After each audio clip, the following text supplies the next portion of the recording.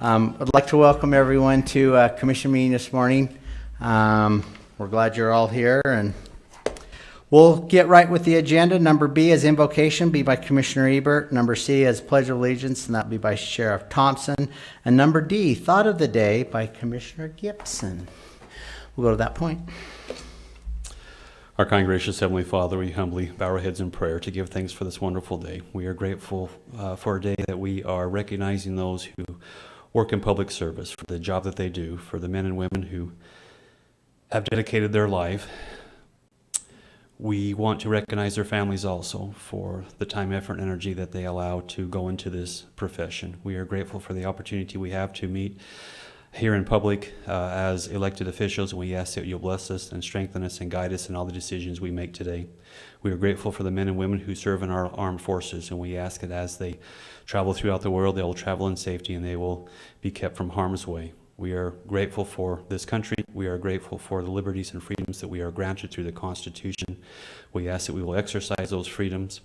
We love thee very much. We recognize thy hand in all things and say these things in the name of Jesus Christ. Amen. Amen. Amen. Please stand if you would and join with me in the Pledge of Allegiance.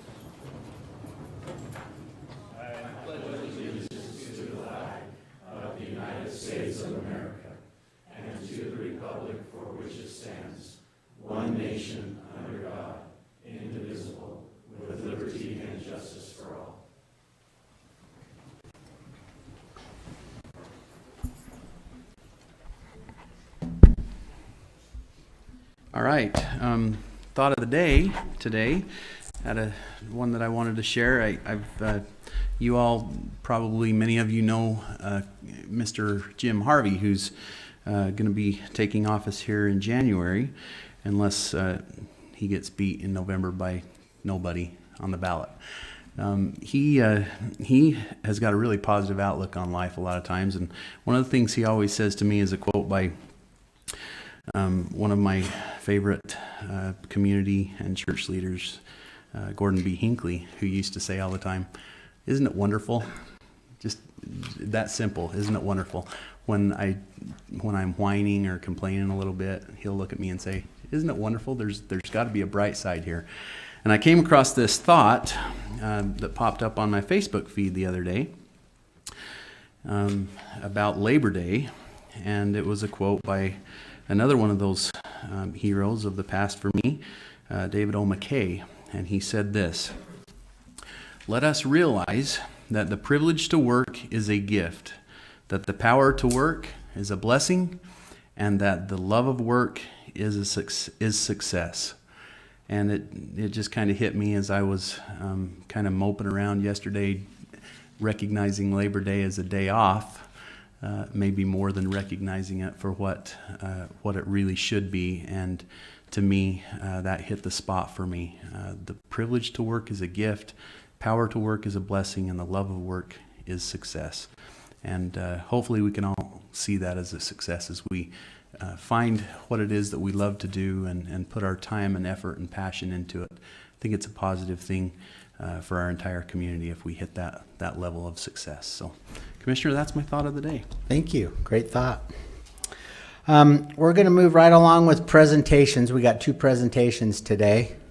Either that you're here for that or you're here to hear about our great meeting we got here today. You're welcome to stay with us. We got a lot of great stuff. We'll go to number 1 with presentation to Riverdale City Police Officers Rusty Bingham and Trent Thompson for being recognized by KSL for going beyond the badge. Commissioner Ebert. If I could have Chief Brinkman and then Officer Thompson and any other Riverdale individuals step to the microphone, I'd appreciate it. Mayor, Raj, if you want to come up, I can come down and help you if you need me to. I love you.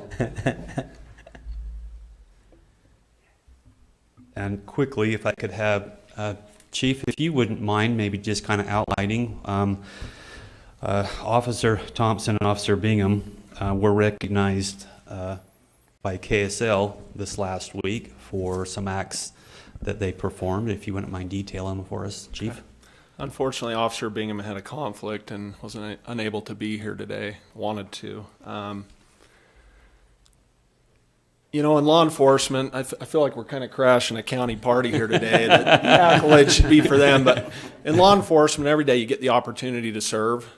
I think that's the biggest part of the job, bigger than the protection side. And people don't realize it because we don't talk about it. People in law enforcement have really good hearts. They just want to go out and help, and they don't want to brag about themselves. And so Officer Thompson and Officer Bingham are prime examples of just always going out and trying to seek opportunities to serve others. And in this particular incident, they were called to a business. They found a homeless individual there. Weren't even sure if he was the person that had been called in. And they could have just kind of went on their way, and he wasn't doing anything wrong, but they took the time to listen to him and to care, and they realized that his circumstance was a little bit different than other people's circumstances. He was wet, he was cold, he had just lost his home, he'd been sleeping out in the woods. And so they decided to take him up to our local motel, paid out of their own pockets for him to get a room, got him dinner, paid for that, got some family involved. They paid several nights for him to stay there, and he was an elderly gentleman. He was packing a lot of bags around. It was really hard for him to get on with his daily activities that he was trying to do, and so they made arrangements for him to store his property at our police department. He had all of his identification stolen, and so Officer Thompson, for over about a month period, helped him get his identification back so that he could become employed, so that he could get a roof back over his head, so he could collect his benefits that he hadn't been able to collect because of his identification problems. So they went way above and beyond. This extended for over a month from that initial contact to helping this individual. You know, and we are recognizing this because it came to us from Beyond the Badge, the award. But I would just like to say that this is something that I've seen several times from Officer Thompson. I remember two winters ago, right around Christmas, Officer Thompson responded on another call on a possible domestic, and he went and he talked to the family. He found out what they were struggling with, and it was that they didn't have a sink. And so over the course of the next month, Officer Thompson worked individually and then collectively through the department to get enough money to purchase a sink, and then went out and helped them install the sink, and then do other things to help this family.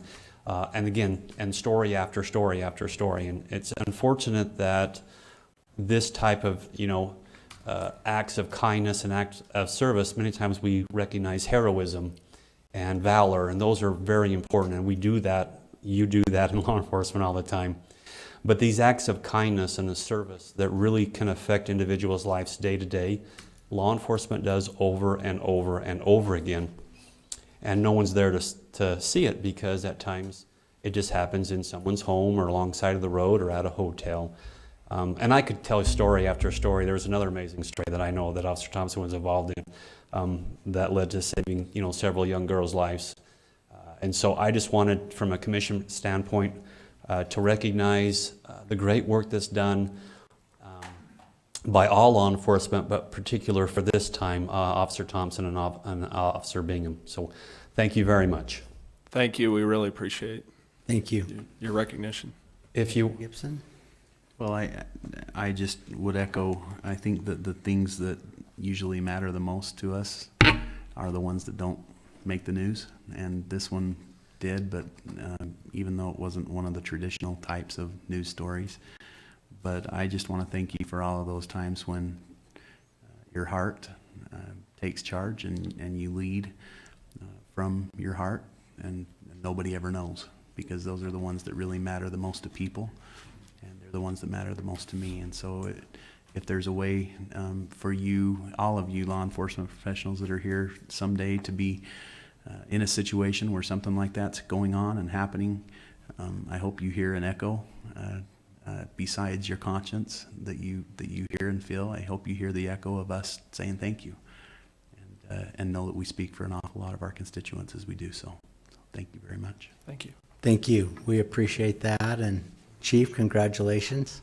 Thank you. on being the chief out there, and I've known Trent for a lot of years, and thank you, Trent, for what you guys do. You got a great organization, and we work with your city folks quite often, and they're great people. Thank you. Thanks, Riverdale.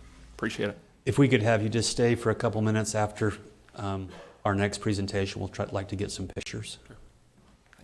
Thank you.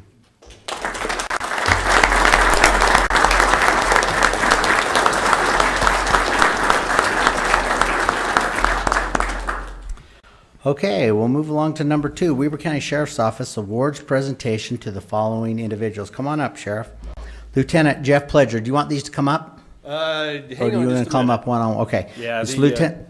yeah. Let me read the list real quick. Lieutenant Jeff Pledger, Deputy Terrence Lavely, Hannah Gaskell, Sergeant Mike Strecker, Deputy Tyrell Dalton, Dr. Brian Boransky, Dr. Jeff Bailey in the Far West Animal Hospital, Clarence Scowell, Dr. Kelly Stagg, Jacob McMichael. Sheriff.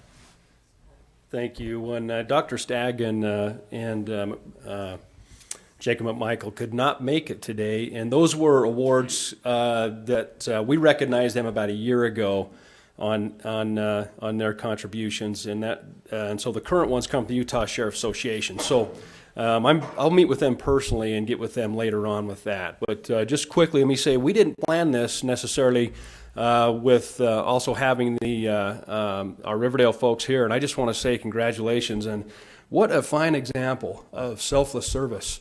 And my nephew, was one of not really. I like to tease him about that. Trent. Trent gets crap all over for being related to me, and he's really not. But I like to tease him about being my nephew. But I'd like to echo and second what's been said for our Riverdale folks here today.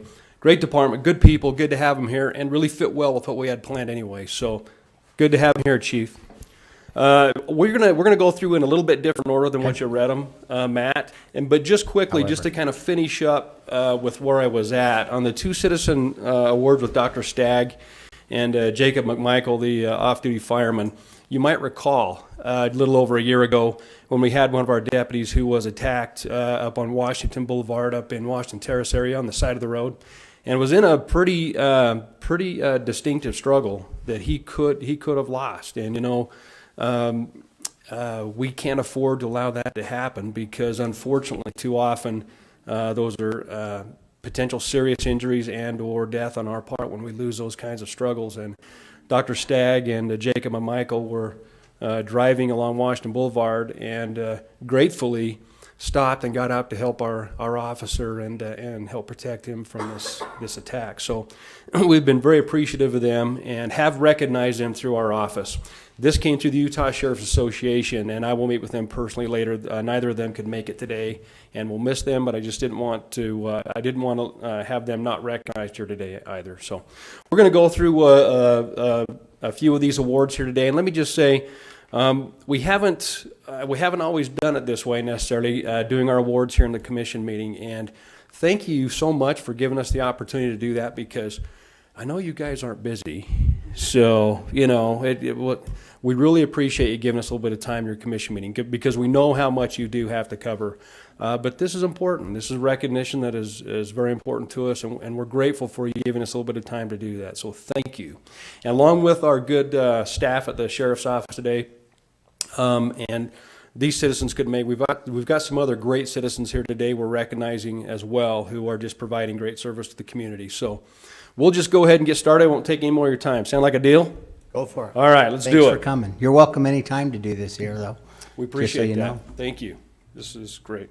So if Clarence Sockwell could come up.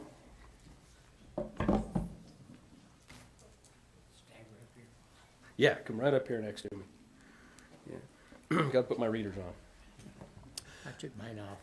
That's all right. I won't make you read anything. Mr. Sockwell owned a local bookstore, and was decided to retire, going out of business. Something to that effect, right? Right. But he had a whole lot of great books and was trying to decide what to do with them. And we just appreciate so much him thinking about us. And so I'm going to read this to you, and you'll see what he did for us. Mr. Sockwell has been operating the Booketeria for more than 44 years. Very cool.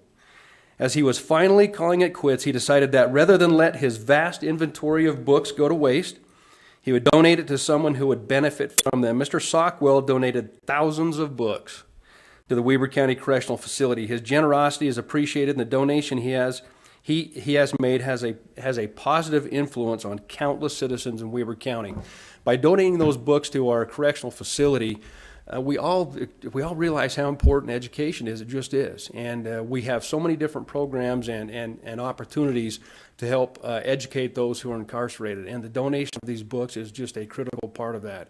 And you just can't imagine the smiles down at our correctional facility with all these books available for our inmates to learn and to read and to learn from. So we really appreciate Mr.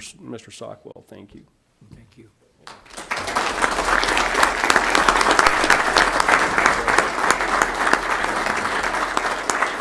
Thank you, sir.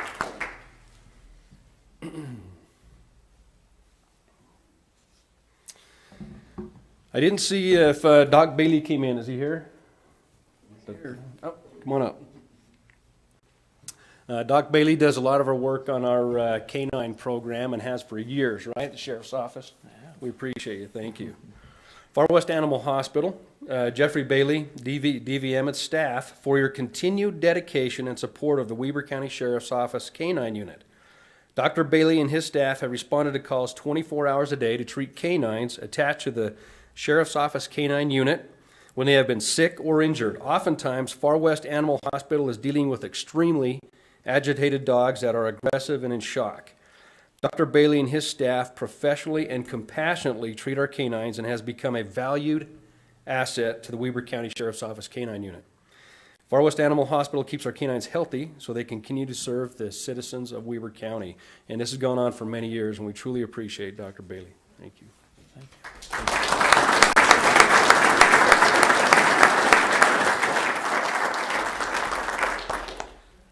Dr. Brian Bersowski, probably slaughtered that, Bersowski, great guy, and he is not here today and could not make it. Let me tell you a little bit about Dr. Bersowski. He is a local physician with an incredible amount of combat physician experience. And a number of years ago, we put together a student-teacher safety training program through our schools to help our academic staff be prepared to protect our kids in the case of any kind of emergency, certainly those to include the most egregious active shooters and those kinds of dangerous situations. And we put them through a 28-hour, 7-week course to teach our school officials to be as prepared as possible to protect our kids. Dr. Bersowski found out about that and stepped up and offered his time and resources to train them in combat medical EMS.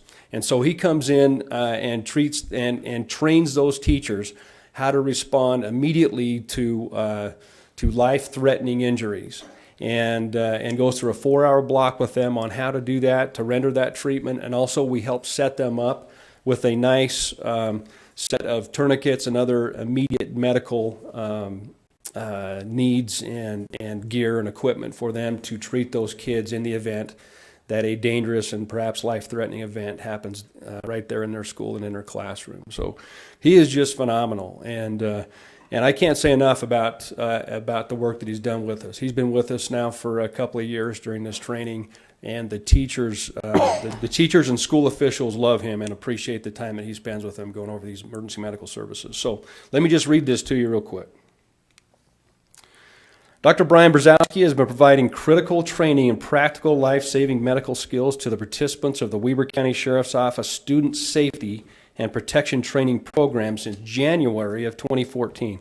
While the original goal of this program was to provide training for teachers and faculty in the safe and proper use of firearms as a defensive tool during an active shooter incident within our schools, Dr. Bersowski's willingness to volunteer his time and lend his expertise to our program has been an outstanding addition to the course. Because of his contributions, graduates have the ability to intervene in critical and potentially life-ending medical emergencies in order to save innocent lives during an active shooter incident. Dr. Bersowski, thank you for your dedication to a vital Sheriff's Office program to the citizens of Weber County. And if you wouldn't mind, let's give him a hand.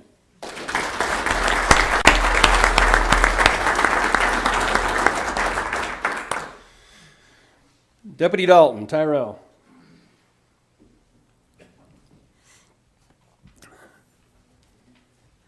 Tyrell, frankly, is a great example of the good young officers we have out there today.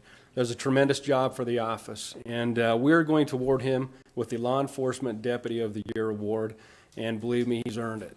He's fantastic, and we truly appreciate him.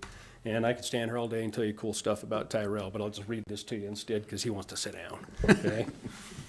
Law Enforcement Deputy of the Year awarded to Deputy Tyrell Dalton. Deputy Dalton works as a police service dog handler and patrol deputy. He shares the duty of training new recruits at times and welcomes this task. He understands both criminal and traffic law and applies this knowledge of his job with a positive attitude. Deputy Dalton is tasked with deploying police service dog Deco and has excelled at this collateral assignment. It has been a pleasure supervising Deputy Dalton over the past year, and based on observations and experiences, he is deserving of the Law Enforcement Division Deputy of the Year award, and I will just second that again.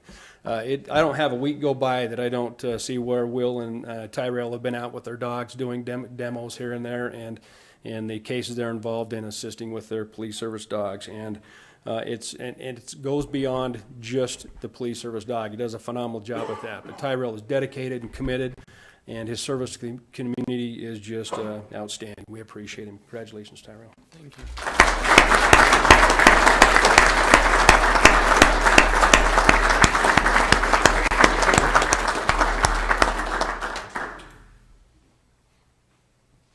Don't forget to get a picture of me with him later, too. We'll be happy to get more pictures later with my glasses on. This is a life-saving medal for Sergeant Mike Strecker. Come on up, Mike.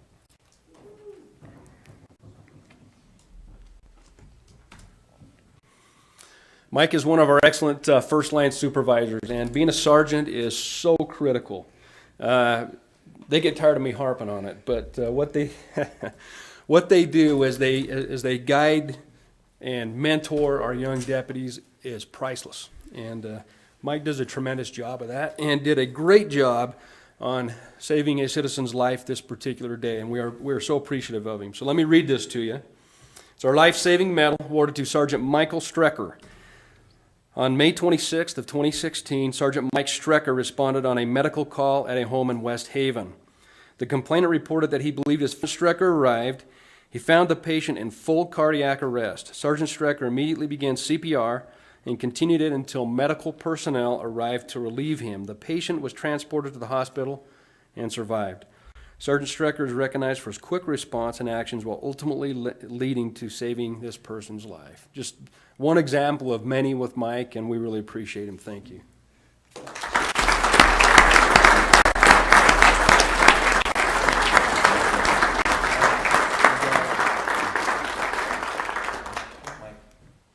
Sorry about that.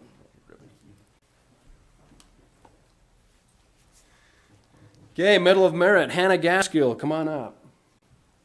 We have had a transformation or transition, if you will, of our records management system, which is like huge. It's the whole county, and for the first time, the whole jail is part of that whole records management system.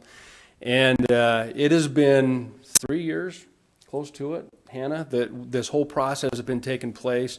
And just, this doesn't do justice to what Hannah's done to help make this whole process happen. And we're so grateful for her for like leading this whole end of the Weber County Sheriff's Office adoption of this new records management program. It's just huge, and we're still working on all the bugs in it, right? Yes.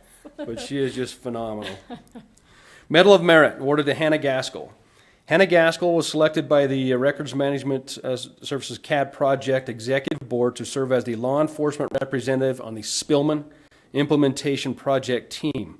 As one of the 5 members of this team, Hannah acted as the liaison between the Spillman Project team and the Consortium Law Enforcement Records Managers.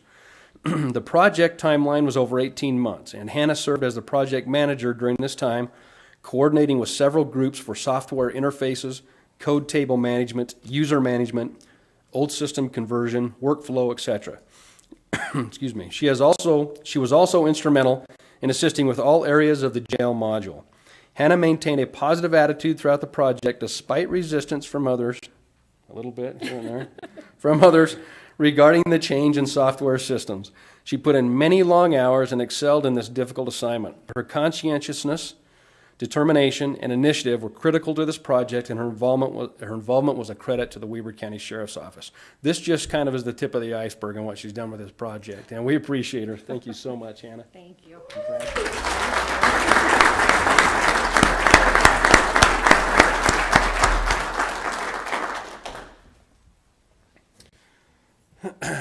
Lieutenant Lane Finley has got a medal. It's called the Sheriff's Medal, and that comes directly from me. And the cool thing is, I'm the one that gets to make that decision.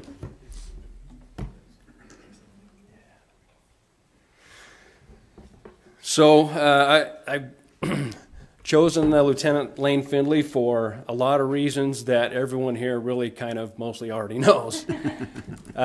We are already missing him at the Sheriff's Office. We got great folks stepping in and taking his place, but Lane just set a standard in our office that I know many of you here know, particularly in the public information officer arena, that has been unmatched, I think, in the state. And I've bragged him up all the time all over the place, and too much because he got stole from me. Yeah. So, no, good for him and good for the Weber School District, and we continue to work with Lane, and we'll continue to do that. But his contribution here in the public information arena just can't be overestimated and overstated. But his service here in all levels of supervision and as a precinct commander has just been phenomenal as well. And he's just a good friend. Appreciate him. Sheriff's Medal awarded to Lieutenant Lane Finley. Lieutenant Lane Finley has performed as the Public Information Officer and West Precinct Commander for approximately 2 years. During that time, he has given conspicuous, exceptional, and dedicated service to this office. Lieutenant Finley has worked tirelessly to create partnerships within the various Weber County communities among local, elected, and professional leaders to further Weber County goals and to better protect the public. As PIO, Public Information Officer, he has helped to establish an atmosphere of credibility and cooperation with news organizations on social media. These efforts have been essential to keeping the general public informed about the Weber County Sheriff's Office. Lieutenant Finley's efforts have brought attention and distinction to the Sheriff's Office and in large part helped to enhance overall public support for this office, which is critical to achieving Sheriff's Office goals and objectives. And again, the relationship that Lane has built, Lieutenant Finley has built with the various media personalities and broadcast agencies has just been phenomenal. And he's done a tremendous job of building those community relationships between all of our many community organizations and agencies here in Weber County, and he's just done a tremendous job. Truly appreciate Lane, and thank you so much for your service here. Thanks, sir.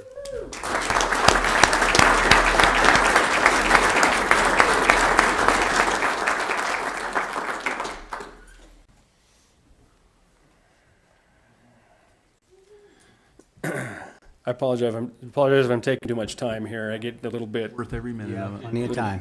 I know. I get. Our next meeting's at 4 o'clock this afternoon, so. Got to be done we by can then. wait. Yeah, 4 o'clock. All right, so- we got a timeline. And Mayor Molesky's paying for lunch, so don't worry about it. Nice. Lieutenant Jeff Pledger, come on up. Lieutenant Pledger has been another just tremendous asset to our office in so many different ways over such a period of time, and we appreciate him. And again, I could go on, but his expertise in our firearms, our training, our qualifications, and our tactical operations is just absolutely unmatched. And I have no problem telling you that. Absolutely incredible. And he has done so many good things over the years, particularly in those arenas of tactical operations. And right now I've got him in one of our funnest and most favorite jobs, IA investigations, that kind of stuff. So after all that, I'm punishing him. But he does a great job of that, and that's why I need him there. But his contributions, particularly to our tactical operations and preparation here in Weber County, that an incident of any kind is just absolutely, again, unmatched. Career Achievement Award, 2016.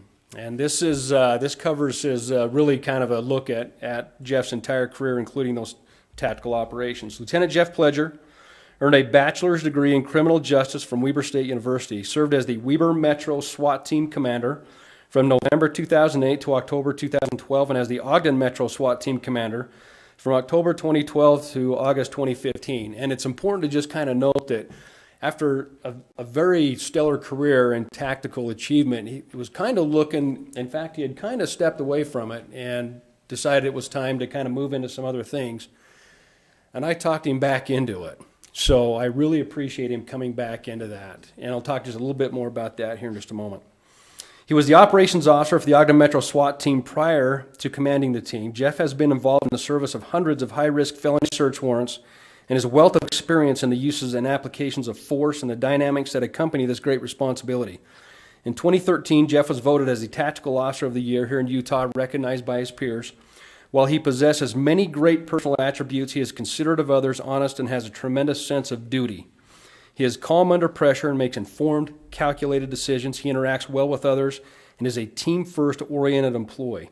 Jeff is currently the lead firearms instructor and assists in the development of police and fire department incident command protocols, as well as the Weber School District Student Safety Firearms Training Program that we mentioned earlier.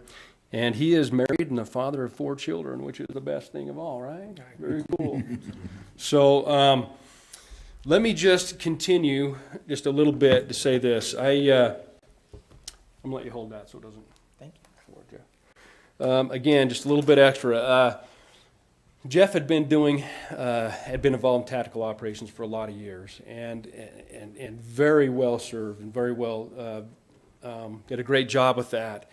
In 2008, Jeff was asked to take over, build frankly from scratch, a tactical unit with the sheriff's office. And I don't have enough time to tell you what all that entails, but it's a huge job, a huge commitment. And he did a stellar job of it. Our tactical team was built and trained and prepared as any team I've ever been involved with. And he did a tremendous job with that. At the culmination of that, in about 2012, Jeff was looking at maybe stepping back a little bit and taking a little bit of break from the tactical scene. At that point, my good friend Mike Ashman was appointed to police chief of Ogden City, and we got together and decided we need to put our tactical teams back together and operate as one. And it's been a really good thing. But there was no question on either of our mind at any point who was going to put that team back together and run it. And again, doing that with the history behind it, there's much more involved in doing that than, believe me, than what meets the eye. And Jeff did a tremendous job of that. Put that team back together and ran it with training and capability second to none. Tremendous. To go along with that, I wanted to give Jeff this as well, which is just kind of a special thing from our office to go with this, and certainly a personal note for me. Lieutenant Jeff Pledger, Weber Metro SWAT Commander, 2008 to 2012. Ogden Metro SWAT Operator, 98 to 2008. And Ogden Metro SWAT Commander, 2012 to 2015. And he has earned a break from the tactical environment, and yet still gets many calls and does a lot of consultation in that arena. And we appreciate Jeff for his contributions to our office. Thank you.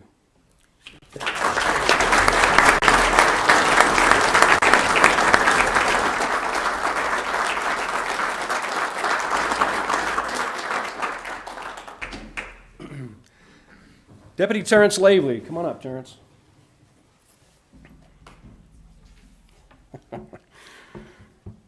You got that tie on, good. My teeth. Yeah, we kind of caught him by surprise. Had to run home and grab his tie today. He looks great. Medal of Valor for Deputy Lavely. And again, just a fine example of the good people that we have serving Weber County and currently assigned in investigations. One of our great detectives. On September 8th of 2012, Deputy Lavely was dispatched to an automobile accident at 4300 West, 1200 South. He was advised that the vehicle was on fire and was occupied by an unconscious, unresponsive male. Without hesitation, Deputy Lavely requested a medical helicopter respond due to the likelihood that the injuries sustained in the accident would be life-threatening.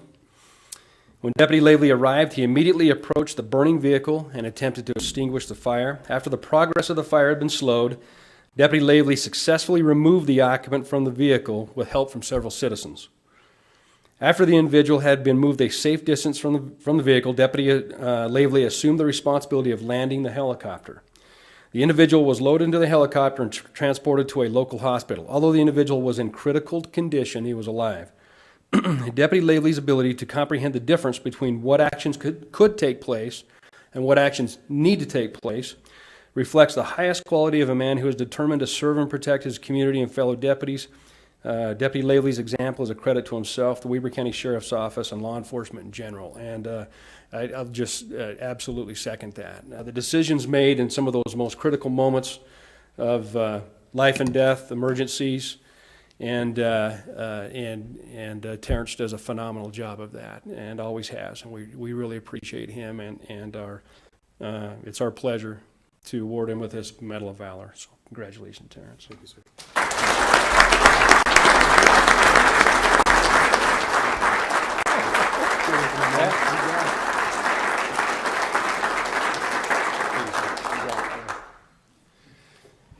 That's it?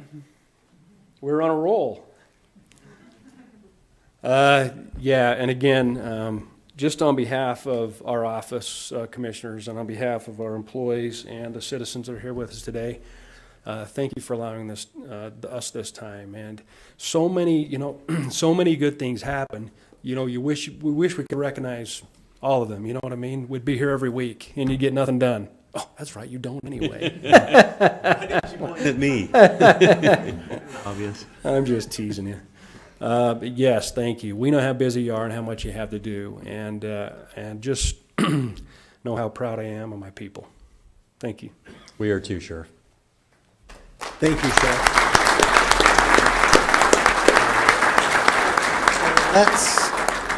It's good to see a lot of the folks I recognize from the Sheriff's Office. Glad to have you here. Let's do some pictures real quick. We're going to do Riverdale first. Come on up, and they want to do a picture with you guys. And then all the award recipients from the county come up with the sheriff, and we'll do another picture there real quick. So.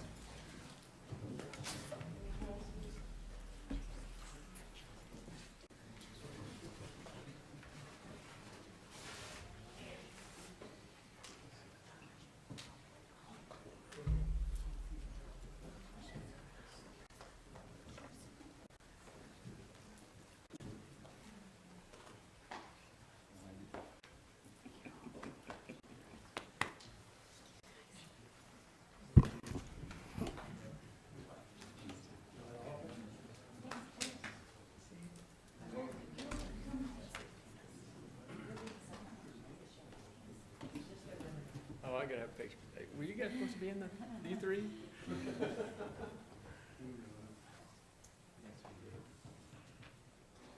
1, 2, 3. Awesome. Thanks, you guys. All right, from the Sheriff's Office, everyone that got awards, come on up.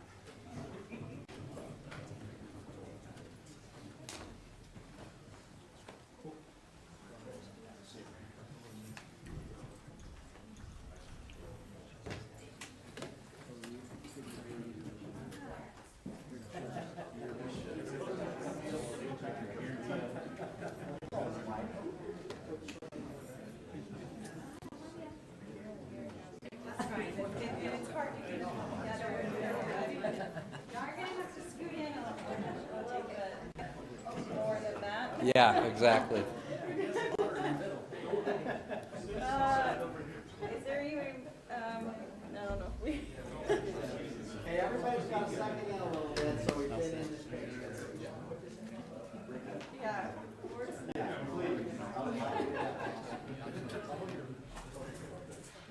Oh, you're fine. Just look everywhere.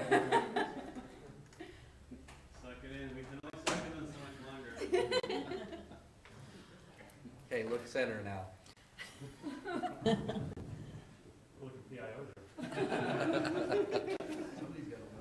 Yeah. You ready? Okay. Thank you so much.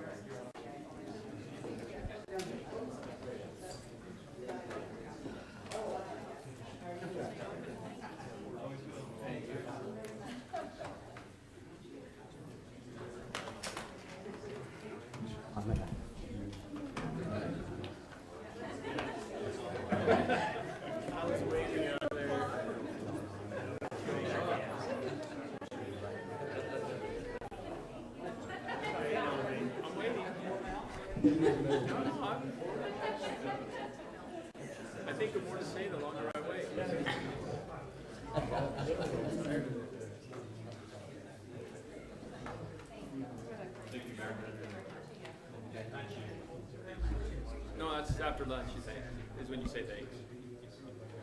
Regular citizen Finley, thanks for coming out with us today.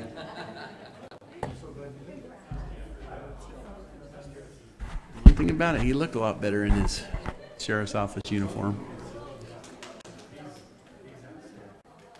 Man, we had a whole gaggle of lieutenants here today. Who's out taking care of the county? Just out of curiosity, just wondering.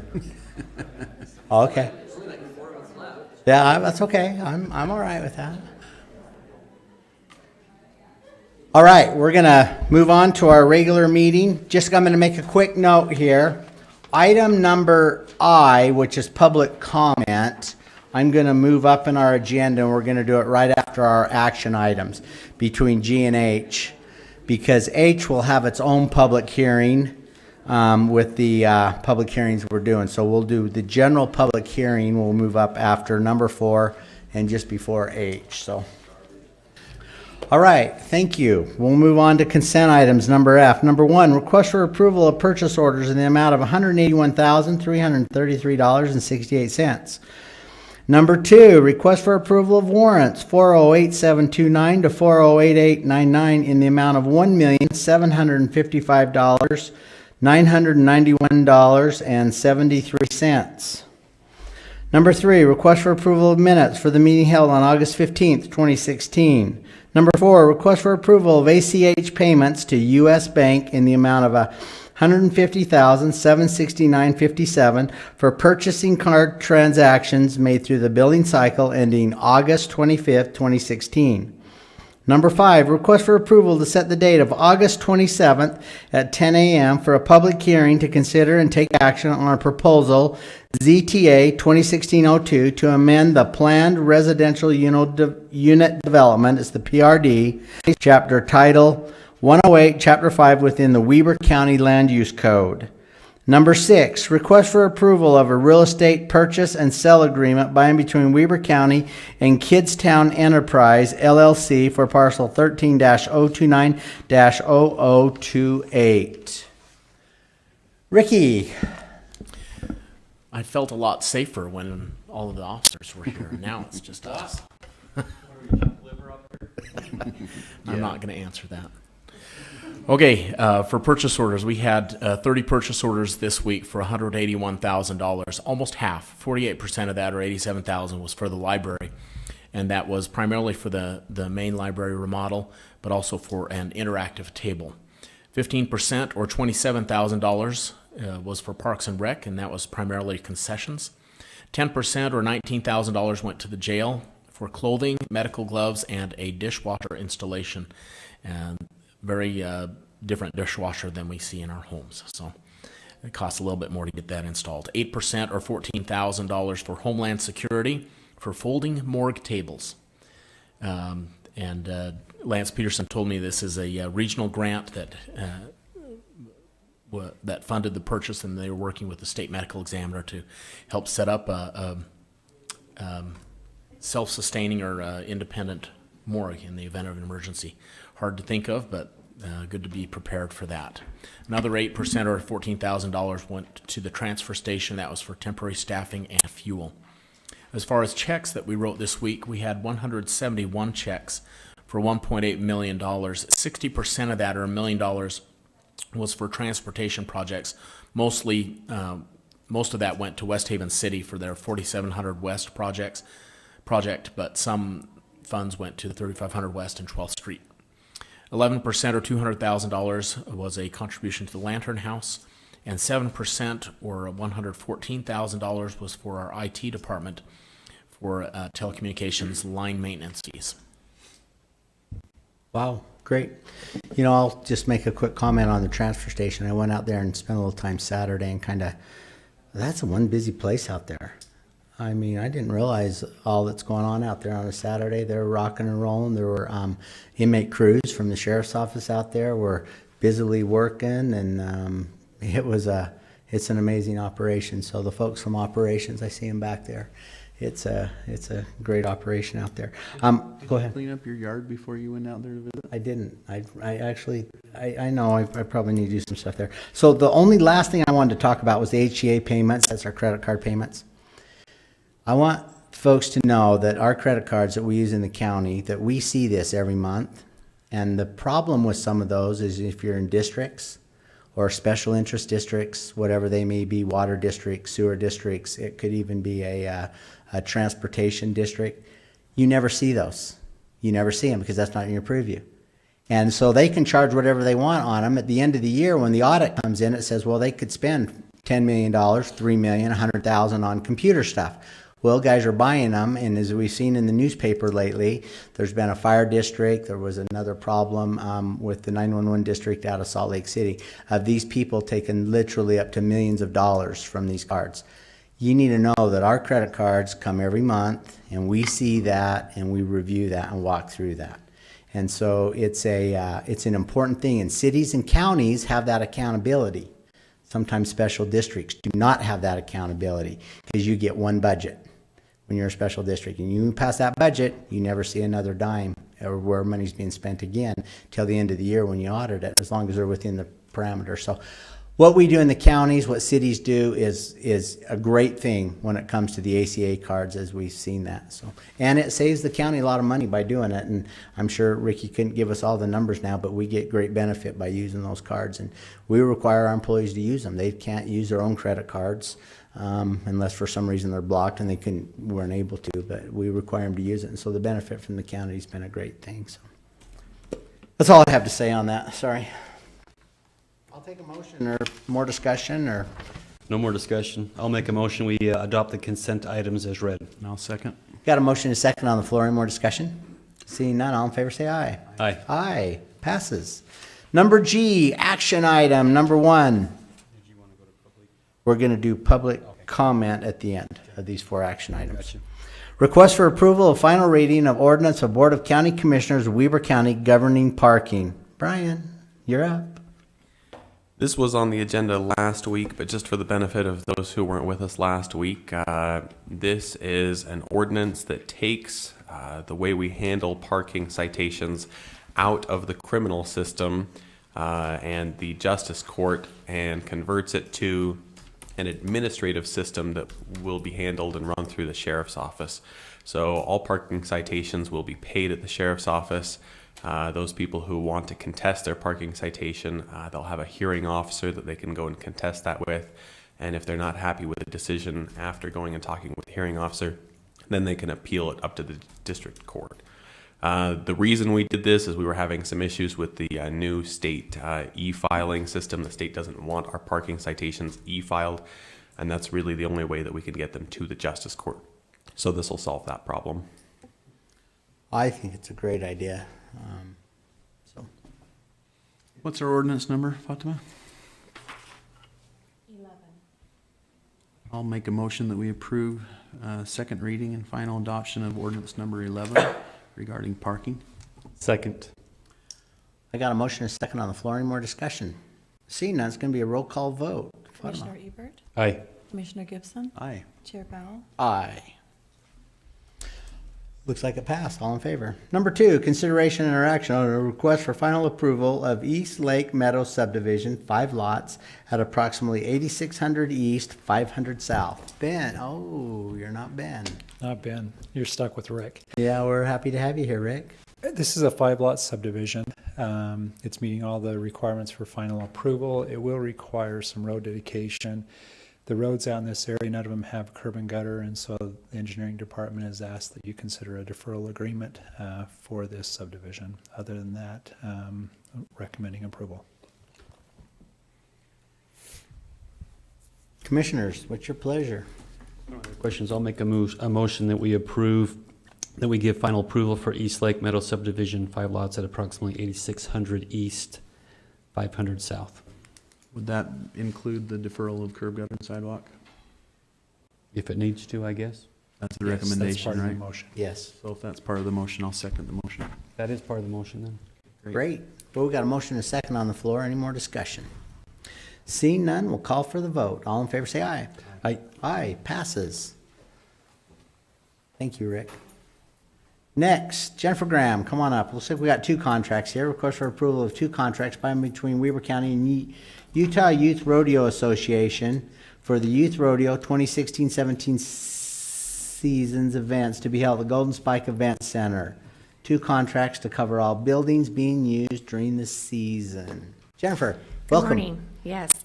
Yes, this is two contracts, but it's the series, the one series of events. We just have it broken down into two because they use different buildings based on the time of year. We do offer this contract our best rate, which is either the matched facility rate, which we do if they have proof of the pricing of the other facility, or the youth rate, which is for the hourly, and we don't put the hourly restriction on them. So that is why it's coming to you for consideration today, as it steps away from normal fee schedule. Okay. What's your pleasure, commissioners? I'll make a motion that we approve the contract between Weber County and the Utah Youth Rodeo Association for those two events. Second. Got a motion and a second on the floor. Any more discussion? Seeing none, I'll call for the vote. All in favor, say aye. Aye. Aye. All right. Passes. Thank you. Jennifer. Number 4, and I don't see Linda here, so will you be taking this I one? will. So number 4 is a request for approval of memorandum of understanding by between Weber County and Ogden City regarding the main library at 2464 Jefferson Avenue. Commissioner Ebert. It's a request to enter into an agreement specific to the building renovation, settling on the fee schedule. Ogden was willing to reduce the building permits to $5,023.09. They did include an engineering fee of $2,551.29. That was specific to culinary water, storm drain connections.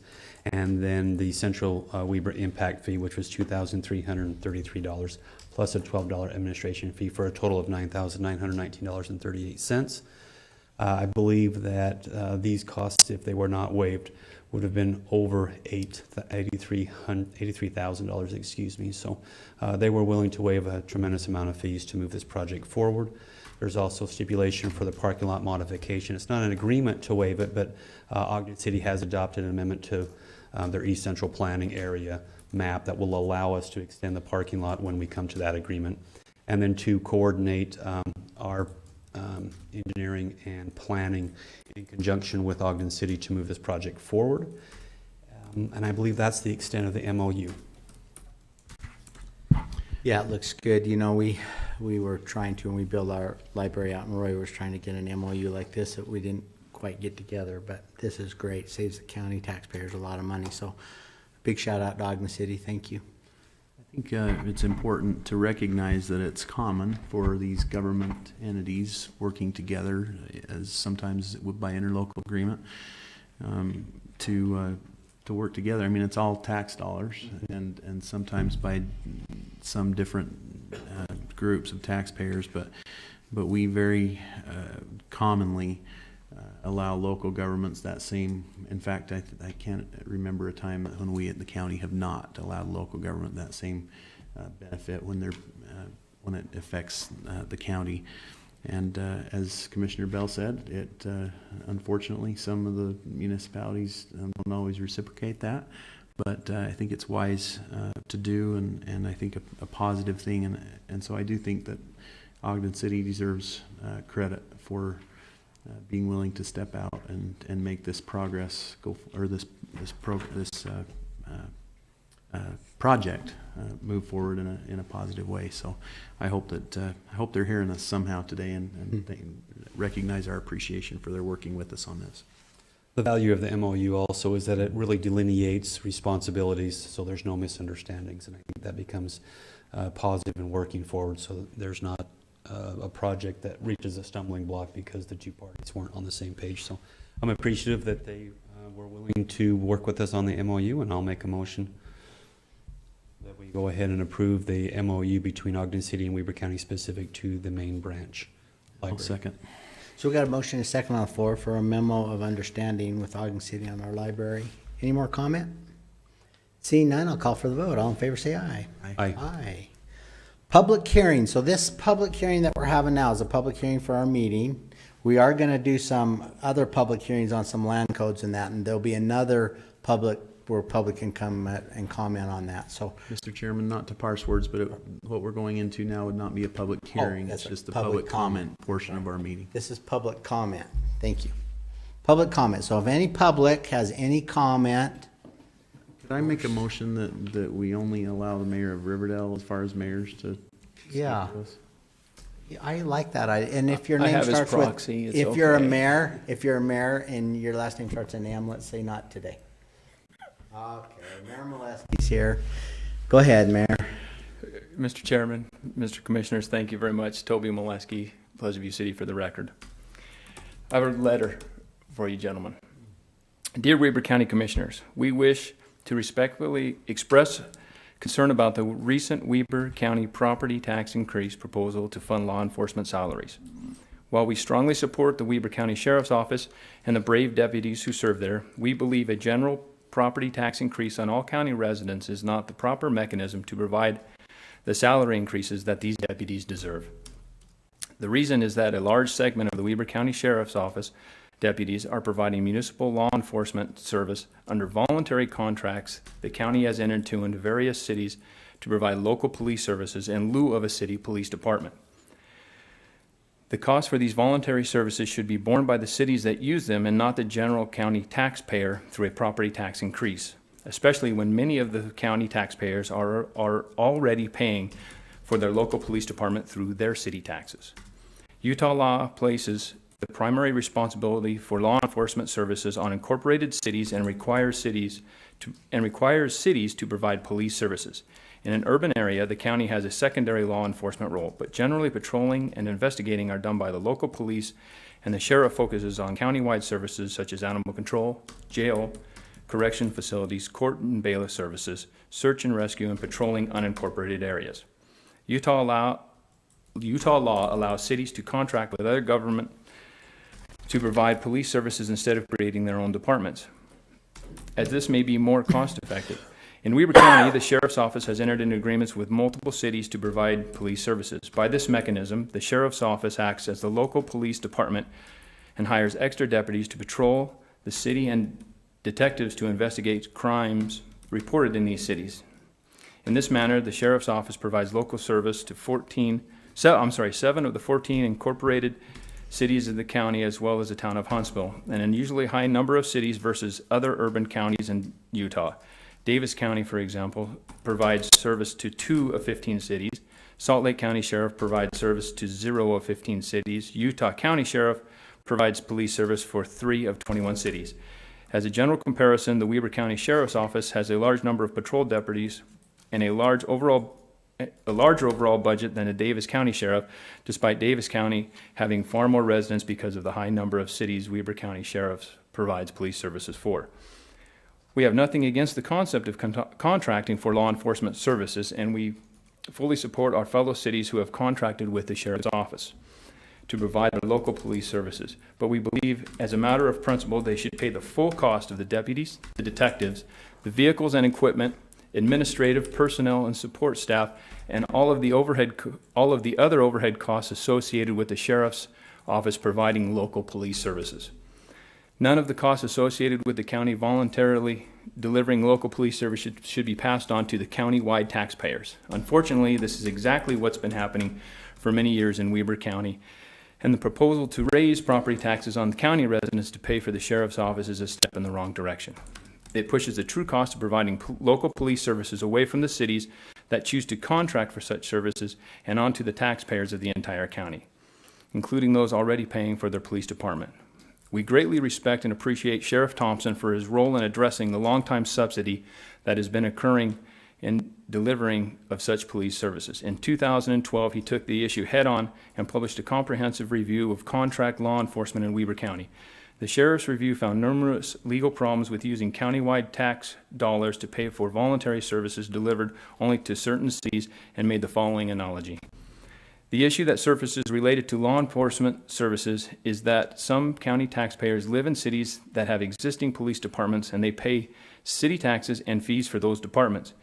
If their property tax money goes to the county general fund, also funds Weber County Sheriff and Law Enforcement, then they are essentially paying for two police agencies while typically only getting the services of one. On the other hand, those who live in areas only serviced by Weber County pay only a portion of the costs of their law enforcement, as some of the costs are paid by taxpayers within cities that have police departments.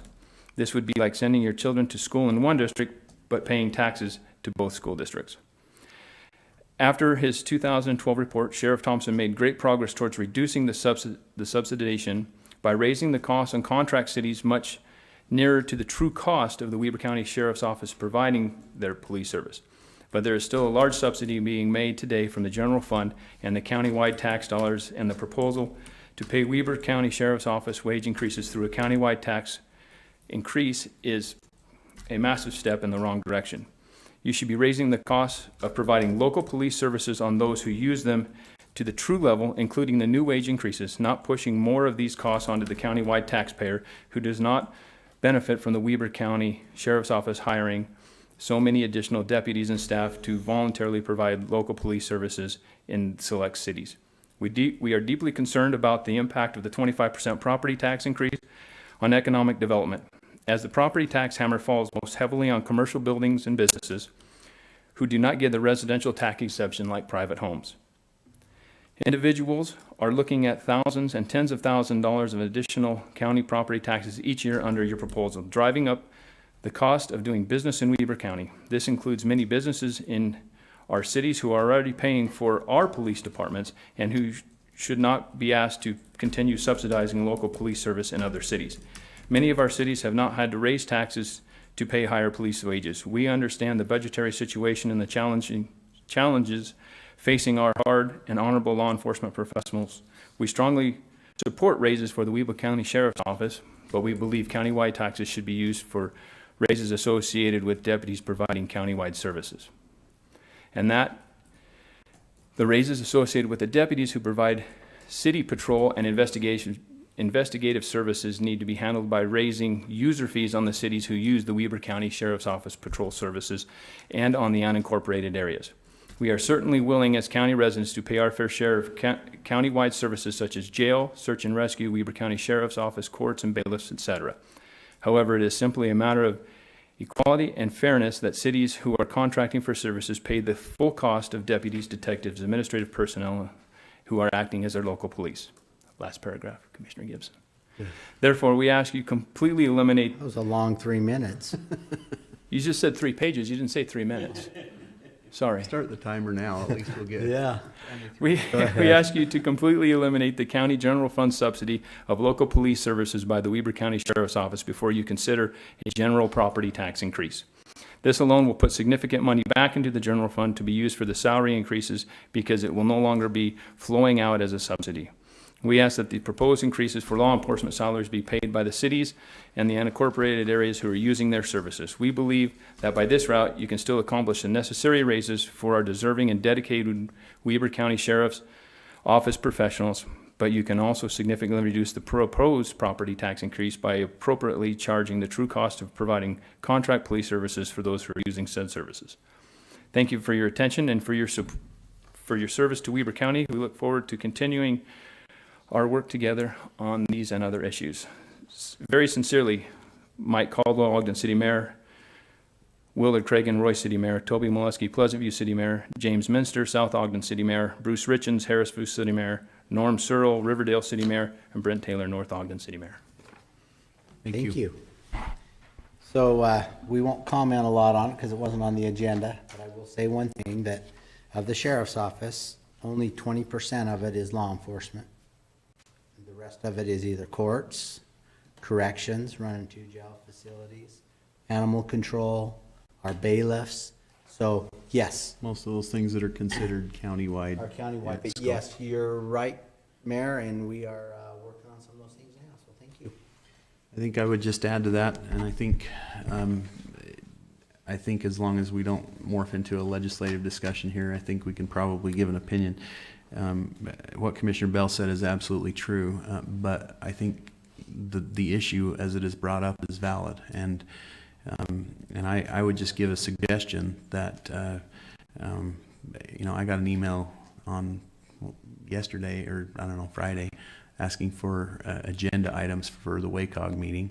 I would hope that this would be added to the WACOG agenda, and that you mayors who have signed that letter would have that discussion with some of the other mayors that you're talking about, because the reality is that is one of the reasons I think why I voted the way I did in a legislative meeting here not too long ago to hold off on this tax increase, was to try and address this challenge.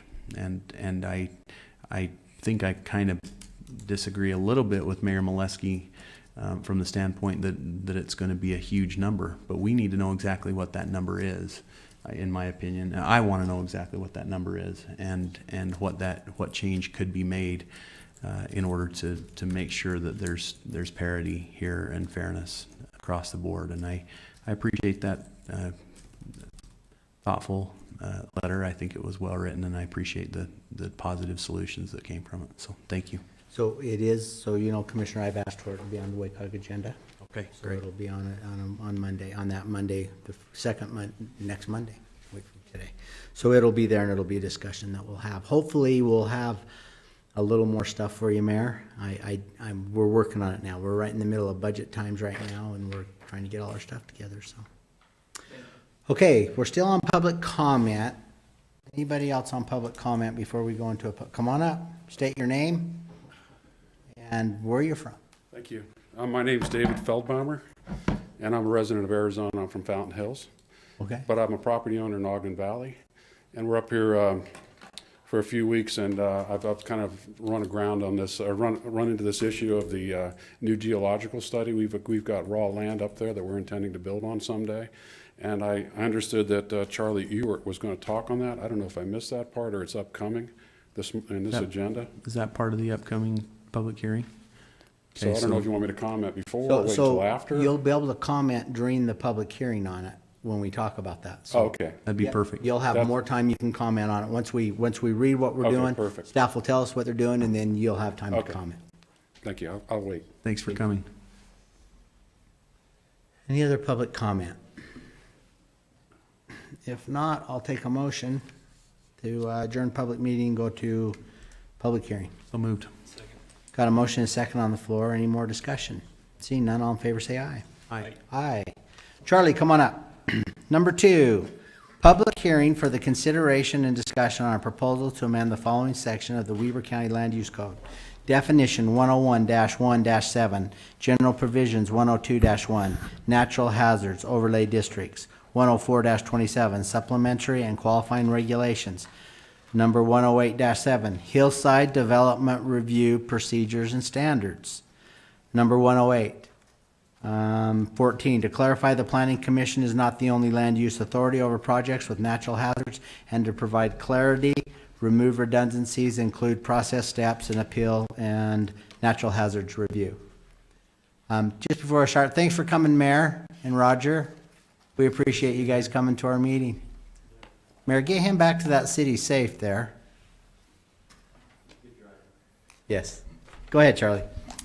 Thank you, Commission. This is part of the work that we started a few years ago to update and clarify our ordinances. One thing that we discovered with the current natural hazards ordinance is that a number of the permits that we run through the development process, the natural hazards ordinance currently only allows the Planning Commission to be the land use authority for approval of those kinds of permits. For example, as it's written, and if you read it on its face interpretation would say that even a building permit that's in a natural hazards area would need to go through Planning Commission approval.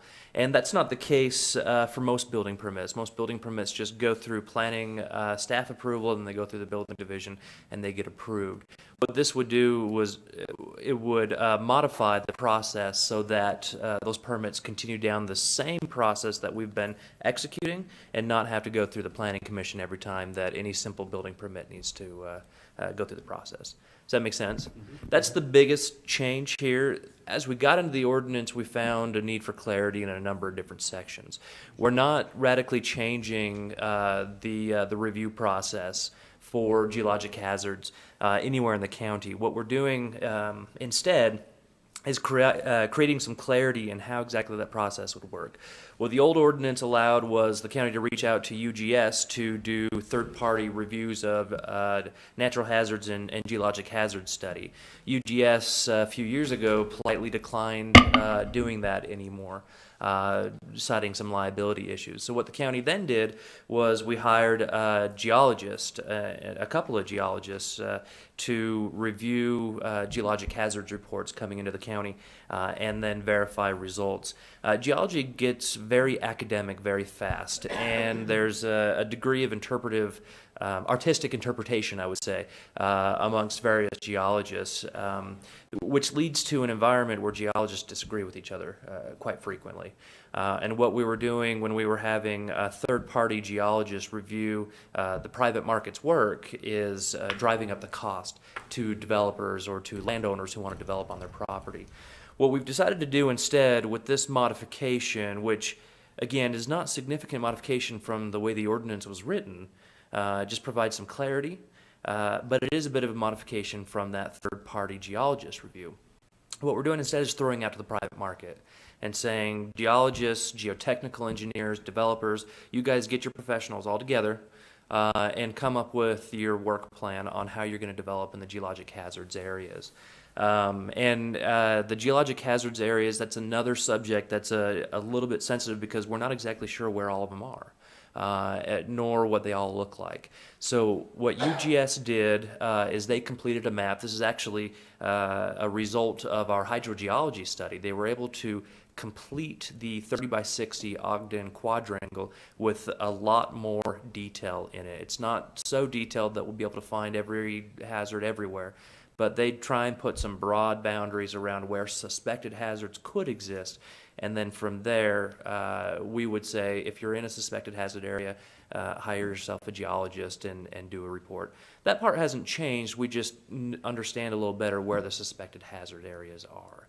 So folks will go out, get a geologist to do a hazard report, which will include mitigation measures. And then the mitigation measures would get implemented into the development design of the project, and then forwarded on to the county, for review. Building permits will go through the same process. It'll come to the staff.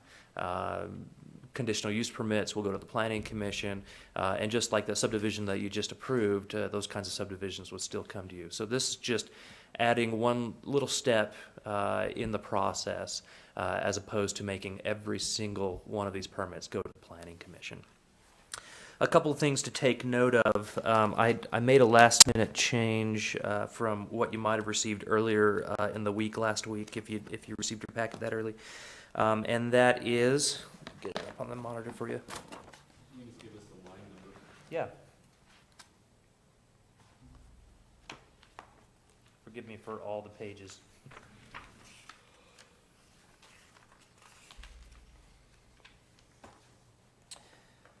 On line number 928.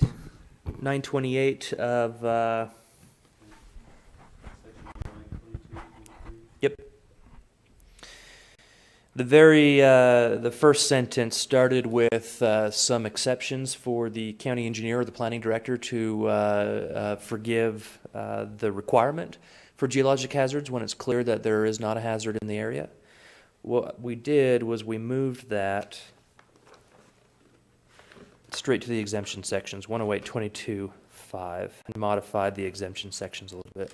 What the exemption section before was, and that includes in the adopted ordinance, was it said if it's a building that's not for human occupancy, you don't have to do a hazards assessment. So we allow the planning director or the county engineer to take good information, credible information, recognize that there's not a hazard there, not require a big to-do, not require a big process, and just exempt that project from having to go through all of this. But what it also does is it allows the engineer to say, you're putting a pool right there on a landslide, we're concerned about you digging into that and then filling it up with something wet, give us a hazard report.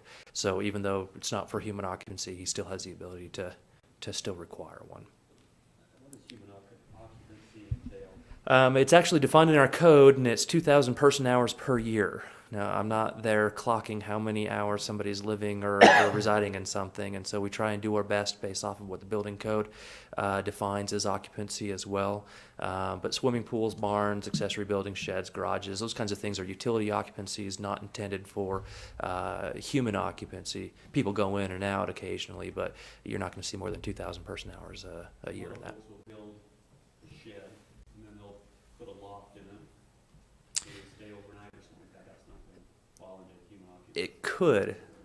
It could, yeah. If it turns into a bedroom or something like that, where somebody's in there on a regular basis. So it's something we have to kind of watch and ask more questions about when we see those things. It's probably not something we're going to be super rigid about until we see that there's a big problem. Well, my concern is you made a statement earlier, which I've been dealing with this for the last few years, is different engineers are going to have a different result. And that is my biggest concern. And my biggest concern is all of a sudden we're going to get someone in there that there's a little tiny bump in the land, and they're going to say, well, that's a mountain. We're not going to let you build on it. And my concern is that we are tying this down, it seems like, and for folks that there's really not an issue there. I mean, I know there's issues with hillside building. There can be. Right. But when you drive around the county, there's a lot of houses that are on awful big hills. Right. And now we're going to start, we're going to take it. So my question would be so if they have a hillside review and they don't like what they get from it, a separate agency, and then someone else comes in and does a hillside review and gives just the opposite report, where are we heading with that?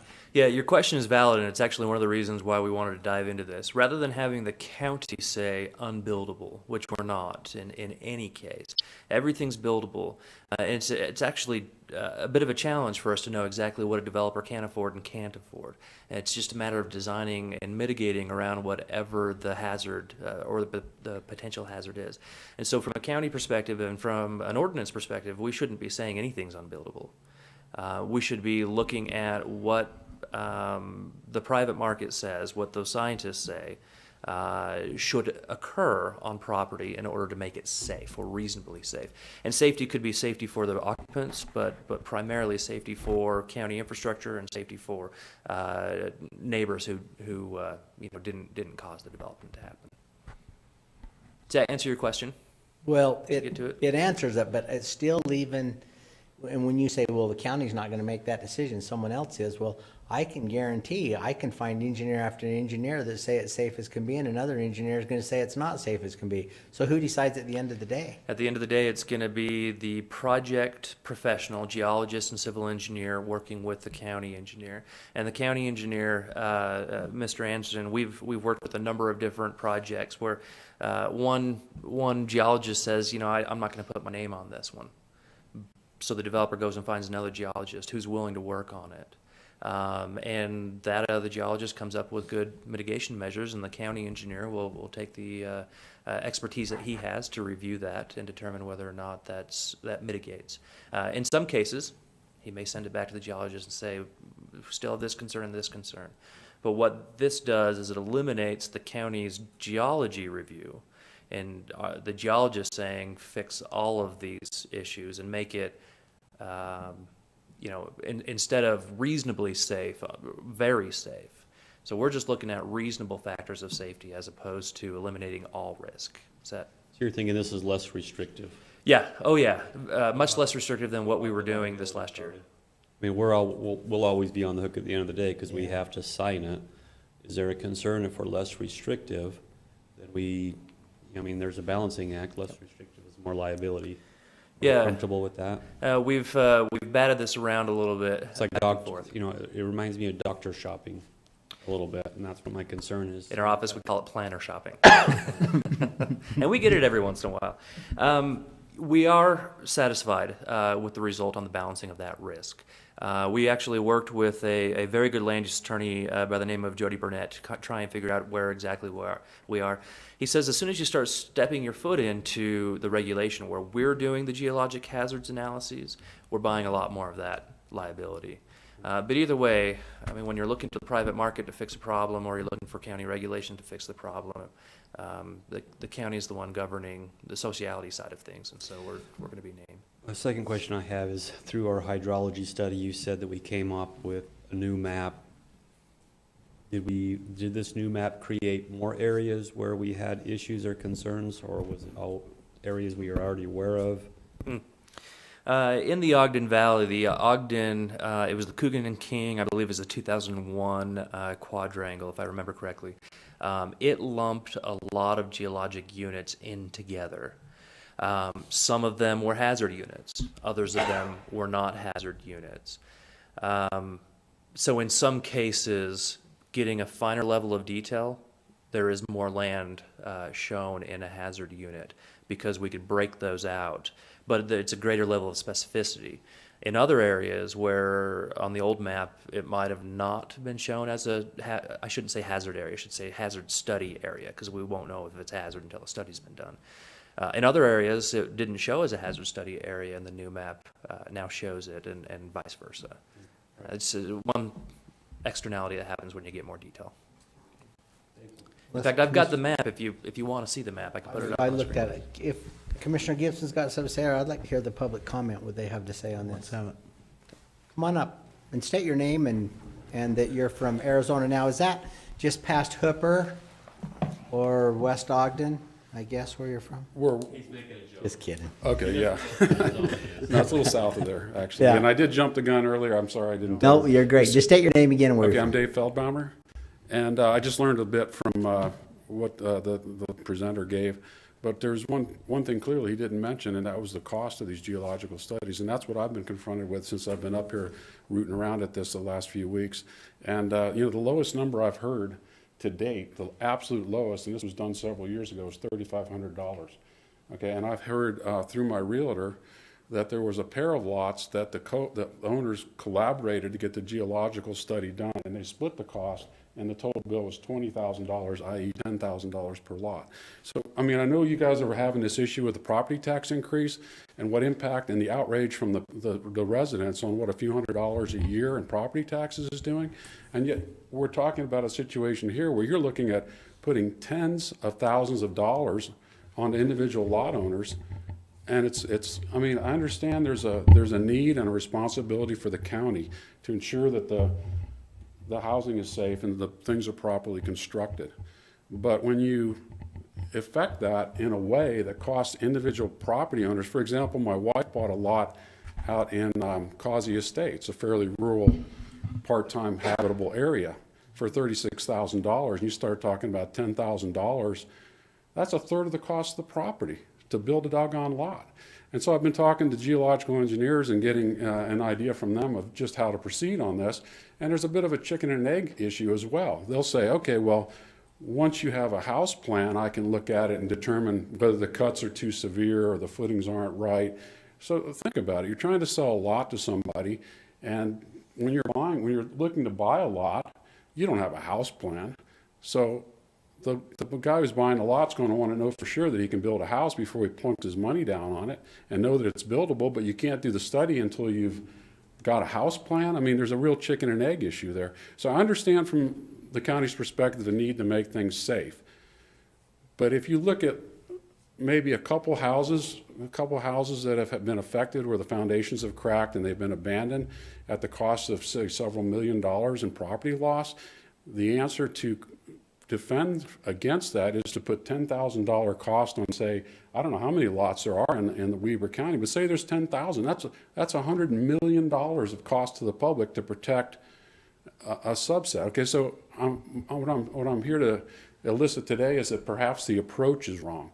What we need to do is collaborate in such a way that the county can ensure their goal of safe housing at the same time keeping the cost of the individual landowner at whatever minimum. And one of my suggestions was something that you referred to, was possibly hiring a geological team as either a employee temporarily or as a contractor to go off and clear areas as quickly and efficiently as possible. For example, we own a lot where the neighbor to my right did a full geological study.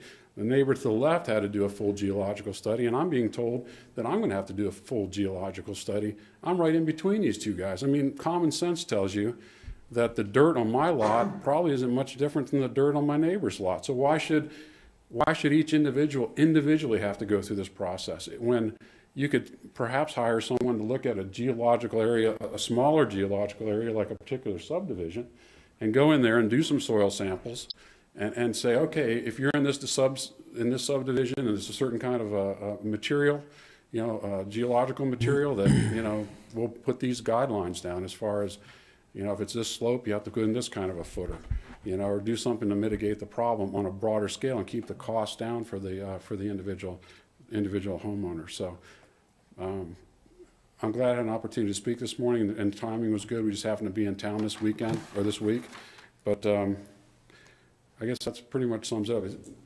There's got to be a way for government to work together, not just drop a $10,000 bomb on every individual lot owner in the county. Thank you very much. Thank you. And in response to that, Charlie, maybe you can answer a few questions for me. I don't want to cut off anybody else who wanted to speak on this specifically, but he brings up some really good points. And I think one of my concerns, I think sometimes we do make it too hard. And I will be honest, I've had more, from a planning perspective, I've had more concerns about what's going on now than probably anything else in the planning arena with these hillside reviews. I constantly am getting phone calls from individuals who are saying, this is way too hard the way it is. I think that this was actually an approach and an attempt to make things better than the way they are right now. Can you tell us what kind of costs these individuals are facing right now and what their likelihood of success is as we go forward? And is this proposal, in your opinion, a step forward or a step back? Because I don't want to make it harder. I know there's a line of liability. I would never want to advocate my responsibility to the county of limiting that liability, but I find myself falling on the side of a property owner who's jumping through hoop after hoop after hoop, and like was just expressed, sometimes making it harder than it really ever should be in order to make some of these things happen. So I want to make it easier. Yeah. If this is a step towards that, I'm probably going to be okay with it. Tell us what your thoughts are there. So just one thing to add on to it is, how many properties have to go through this? The percentage of properties that we do. I mean, obviously, would any out in his neighborhood have to go through this? No. Out in Commissioner Gibson's neighborhood, the concern there is liquefaction potential, which single-family dwelling neighborhoods don't have to go through that. Critical facilities do have to go through that process, but you would think it would be a really high majority in the valley, right? I mean, yeah, it's probably the valley, in the Ogden Valley. Yeah, you see a lot of it anywhere where you've got a debris flow, so a canyon coming into a ravine where water can come out. You see alluvial fans there. The county has a lot of Norwood tuff, which is kind of that green, really slick clay up on the hillside. You can see little ribs of it running down some of the ridges. And when you get a load that sits on top of that and it gets wet, that stuff moves and you get a lot of land movement. A lot of it at the base of Mount Ogden, a lot of movement there. That's the majority of the areas we see, but we see a little bit over on the other foothills, over above the Wolf Creek area. We see a little bit. And honestly, those are the areas we're looking at because that's where the development's coming. We're not quite sure where the other areas are because we haven't looked at development potential. So let me try and address this in a couple of different steps. I don't disagree with the comments that were made. In fact, when I'm looking at this from a individual lot owner's perspective, it just seems like a terrible onus to put on the lot owner who's looking to build a house at that point. In my past life, other places I've worked, we tried to address this at the subdivision level, where the developer put a little bit more money into the process. You had a little bit more of a magnitude of scale where they could get better input, better information on a subdivision-wide level rather than on a lot-by-lot level, and they cleared lots that way. We tried very hard not to approve any subdivisions that had known or potential hazards that would have to be mitigated. In other words, we tried to make sure every lot, the result of every lot, had building potential. The hillside development review process, the natural hazards process, it's entirely possible to result in a lot that has an R on it, restricted, where they have to go and do more studies. And the landowner who buys that property doesn't have any idea when they buy the property what the cost of all those studies are going to need to be, because nobody's drilled down, nobody's looked at the subsurface. And so I would prefer that every subdivision, on that chicken and egg question, that we work through this through every subdivision and create lots that are developable. But that puts all the onus on the developer, who's also a landowner. And the developer, they're not there to live in the neighborhood. They're not there to create the community. They're there to create a subdivision and get paid and get out. And so this does try and put it on the developer, but in the case that the developer doesn't have the chance to get it done, or it wasn't done in the past, it puts it on the new landowner. And I've worked for communities that have torn houses down at the expense of the taxpayer because of the movement and the vacancy of the home, and it turns into a place for the kids to go hang out and causes problems. So that's it. Well, no. So, I mean, I appreciate the context, but my question is, what are we doing now? And is this a step forward in the way that I described what my vision of forward is? I mean, is this something that, I mean, because right now it just, I mean, maybe I'm missing some of maybe some of them are easier, but I get, calls all the time saying, I can't get through this process at all. And it's not only expensive, but it's time consuming. And I don't know, I'm hoping that this is a step towards easing that burden. I think it is, and that was. I apologize. I didn't wrap that point together. I don't think it's a final product. I think this product is intended to help us get over the whole who the land use authority is. I don't think we're done talking about natural hazards or hillside review in the county. This is our step in one direction. What it does do is it eliminates the county's peer review. And so we don't have a geologist on staff doing peer reviews of the private market. We're just letting the private market geologists do But we contracted a lot of that out anyway, didn't we? We did. Yeah, we're not anymore. Okay. So we're just not going to do it at all. We're going to hope that the private market and the professionals in the private market do a professional job. Not hope. We're going to, I mean, that's the end of the day is what they do. So what kind of cost in the last year, how many lots have we required to have a hillside or one of these reviews? Does it cost $3,500 to $5,000? I don't have an answer for you. What would you think? A lot? Just a couple? Quarter, maybe? It's a guess. I can go back and get some information. So a fourth of the building permits we get are going to require this additional step, maybe? Have in the past, yeah. Is this an additional step, or is this just replacing the peer review? It's replacing, this is the same step that's always been Has always there been when there. we know there's a hazard. We're just not doing it, we're saying you've got to go out to the private market and have someone from the private market do it. Correct. That's the only difference we're doing right now. That's, yes. We charge them for the peer review. Did we charge them for the peer review? Yes. What did we charge them? It was full cost recovery. Okay, so if it was 10,000 then, it'll be 10,000 going forward. Well, it'll be less now. So the peer review being gone, the individual goes out, hires their own geologist, and that's the only cost. Before, it was the individual goes out, hires a geologist, the county's contracted geologist then does the review, and then we try and cover that cost by the applicant. This could be to some degree cheaper, saving the land developer money. I mean, it's still going to be a lot if you're building on a straight up hill on that. Right.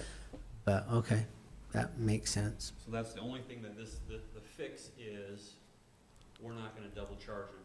They go get their own consultant who reviews it, brings it in to our engineer who reviews the findings, sees if he agrees with them. If he does, he stamps it. If he does, he doesn't, he sends it back for some mitigation. Right. Our engineer can send it back out, yep. Yeah, that's right. Well, there is another check in there to try and create a better check and balance, and let me guide you to that real quick. But that's hopefully Well, let me get you to it.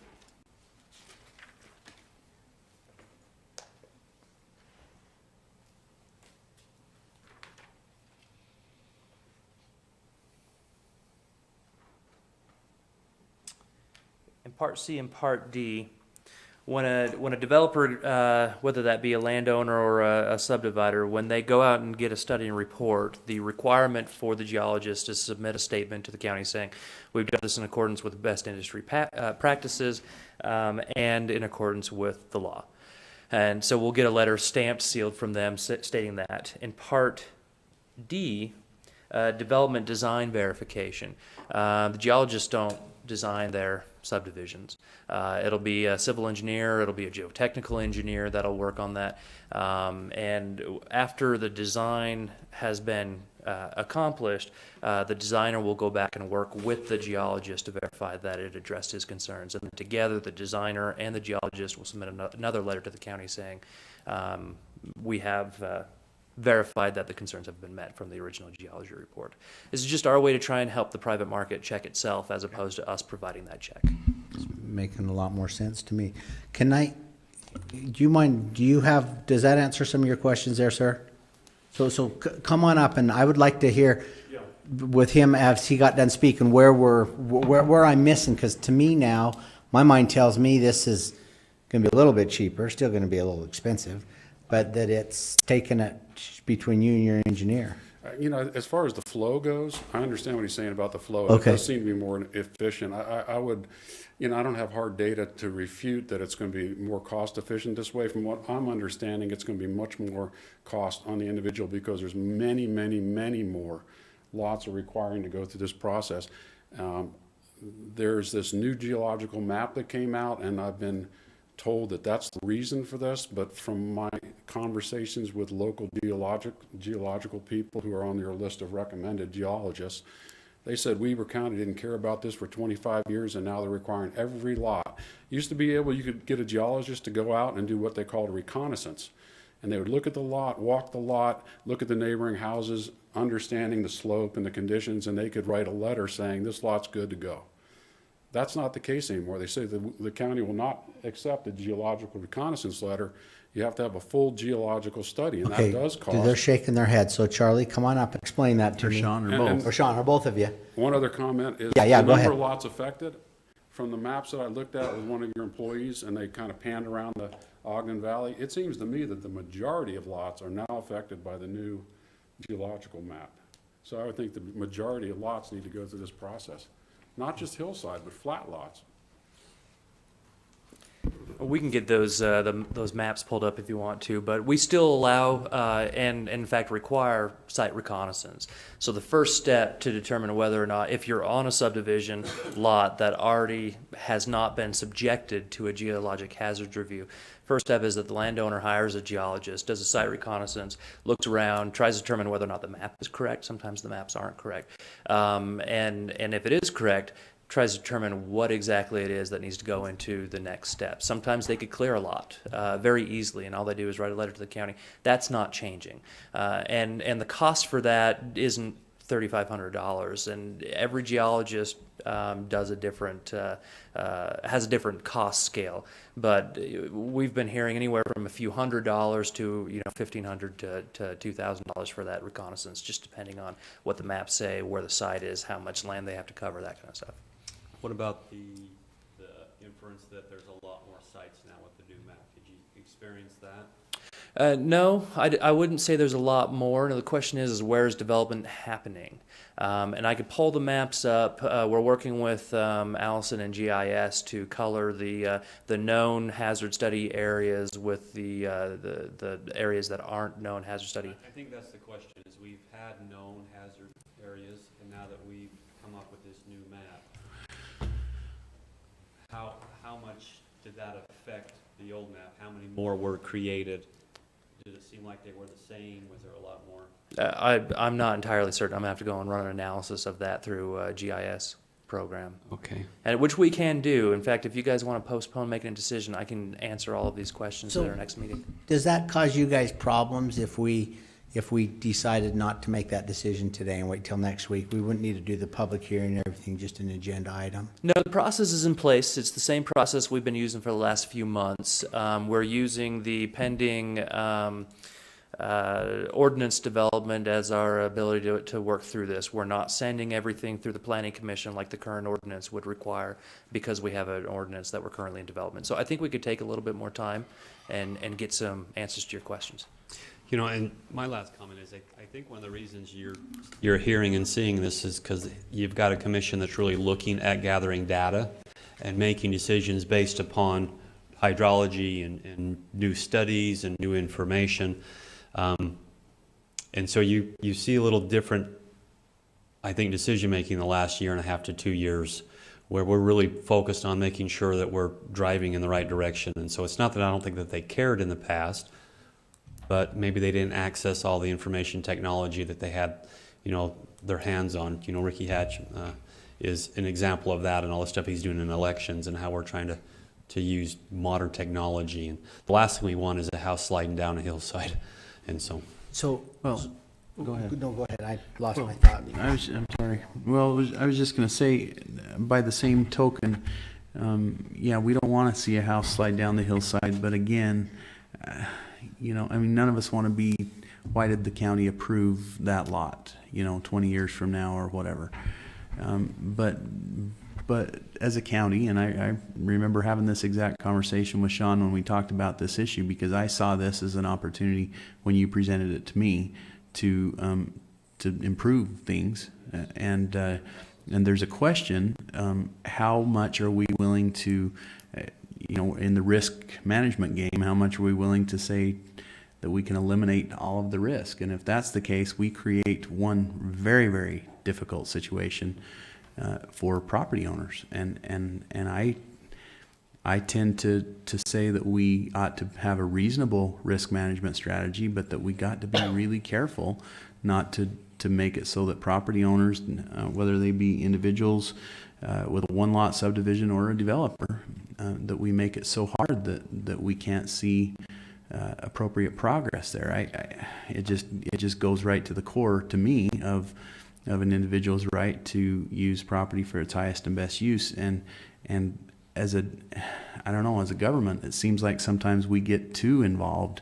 A lot of times we get too involved and too restrictive and try to eliminate every last ounce of risk on our part. And then the next thing we know, those property owners have no choice. They simply can't afford to do it. And so I'm not saying that this is perfect. I don't know if it is or isn't, but it feels like, to me, that's the perspective I come from. And I want to see us move fairly quickly to give some relief in the situations that I've heard of, because I see that there's real challenges there. I don't care if we do it next week or this week, but maybe it's better to hold off. I don't know. I want to see us move fairly quickly towards some relief. So, yeah, and I agree. I would like to take another week just to look at it. And I would like to know what the impact's going to be on a developer. And that concerns me a little bit. So you got a developer coming in and they're going to do, a 100 lot subdivision. Well, what's that going to add per lot to have all these little studies done? Is that going to add $4,000 or $5,000 per lot or whatever? So I need to have just a little more time myself, but it's your guys' pleasure where you guys want to go on this. So or you commissioners, so I'll. Commissioner Gibson? Well, I think I'm fine with waiting. I think if you want to do that, we can go out of the public hearing and just. Well, we'll just move on. Commissioners, 7 more Go questions, ahead. but I won't ask. Go ahead. I just wanted to make sure I've got the questions down. I've got how many lots are affected. When we talk about lots, we're talking about subdivision lots, development-ready lots, or are we talking about how much more land is being affected? I think there's a little bit of the more land thing. The concern I have is all of a sudden he went and bought a lot, and he's thinking, okay, he's done his homework to some degree, so I got to go through planning commission there. Now all of a sudden they want another you know, the number's up in the air, that he's got to do some additional stuff. So, yeah, I just think another more of an in-depth discussion of it, unless that puts you guys in a real bind. If it doesn't, then we'll come back next week and let's get it on the agenda next week. We're good. We can keep on working the way that we have been Charlie, working. for me, it's new area. The area that was already in the in the old map, those landowners were aware of it. They're aware of the process. This seems to me like a streamlining of the process that takes one step out, which will cost less money. It's the landowners that now were unaware that they're in one of these new areas. I think that's the information I would Yes. be. Anytime you change a map, you're gonna have that concern, so we gotta watch that. And then there's some discrepancy in costs. Could you give us some cost information? Yeah, sure can. That would be. So I got those two questions, okay?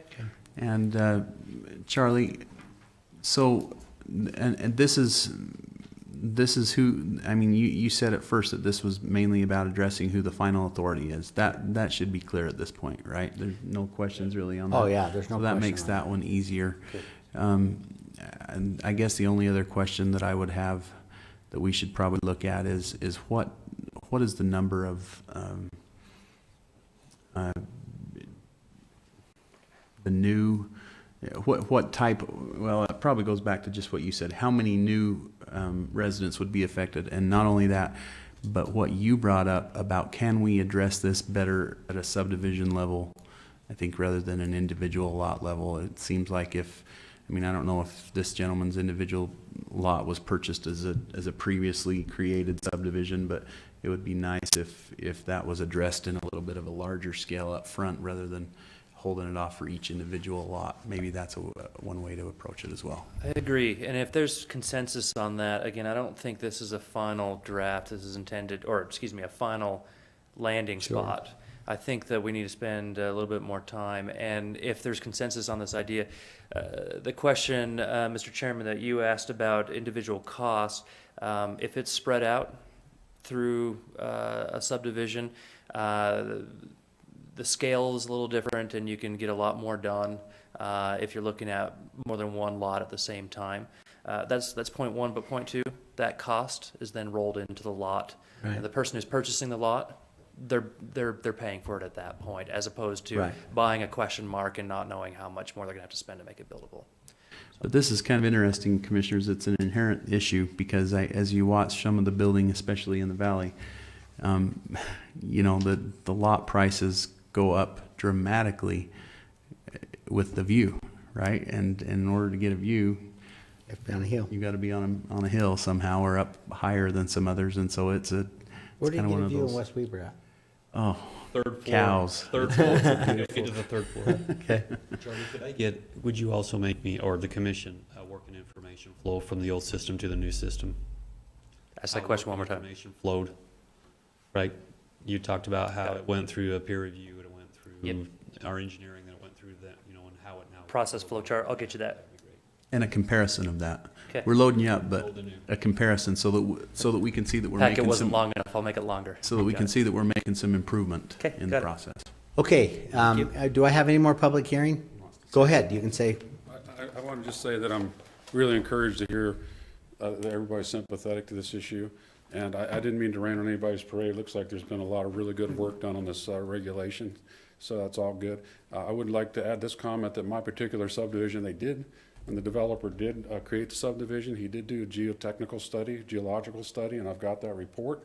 And I was told here in Weber County, I went to the desk and asked if that would get me a waiver to have a geological study done on my lot, and I was told no, that would not. So again, I think an approach that's more broad-based, like on a subdivision level, would be really great. Believe me, I'd much rather put $10,000 into my foundation than into a geological engineer's pocket and then another $10,000 into my foundation. If it requires a bigger foundation, God bless, let's put it in, but I'd rather not pay twice for it. Thank you We'll very look much. at that and look at the possibility of grandfathering or whatever. So, okay, number 5, request for motion to adjourn public hearing and reconvene public meeting. So moved. Second. Got a motion and a second on the floor. Any more discussion? Seeing none, we're back in public meeting. And just so you know, the public hearing consideration on the vacate of retention basins for Mallard Springs has been put off till next week. So we'll go to number J. Sorry, Fatima, we just saw that on our on I the just saw it pages online. marked for next week, so. It's their fault. We're on J. We're on J. J. Is that adjourn? Yeah. I'll make a motion to adjourn. And I'll second the motion. I got a motion, a second. All in favor, say aye. Aye, we're adjourned.